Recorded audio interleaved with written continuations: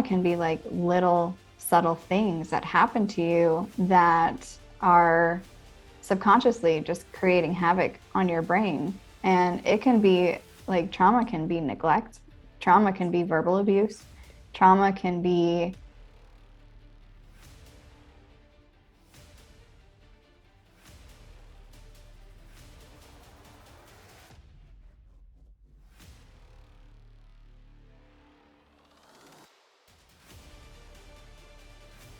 high ACE scores are linked to pain disorders, to autoimmune disorders, to chronic illness, mental illness.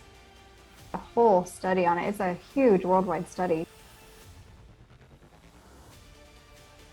As you stated in the last series that you did, we've got a lot of unplugged individuals running around that have things plugged in the wrong places. So we've got a lot of behaviors that we need to address.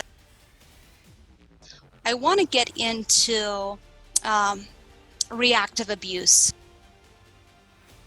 I'd like to get into what manipulation looks like and how to identify it. The reactive abuse, we don't understand what's happening until hindsight later. The mask. Characters, I want you to get into characters with us. Character flaws, how to build your character. And we'll get into what this looks like in relationships, what's healthy versus unhealthy. Toxic relationships in general can look like this. But there's 4 different phases of a toxic relationship. And the first phase is every day, and it's the same story, it's the same trauma, it's the same cycles that you're going through. How are you ever going to find another perspective unless you look outside of it? There's 3 different types of boundaries that one needs.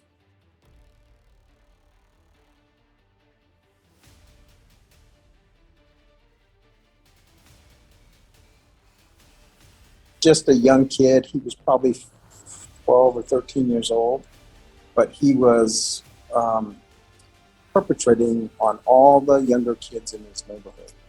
I think there were probably 10 or 11 victims by the time we were done. Kind of moving forward into your next cases that you worked, but maybe just start with even just adolescents and the youth right now. What other cases did you work? What did you see? What did you experience? So just continuing with that young man, I later became a witness in a case against him for attempted kidnapping.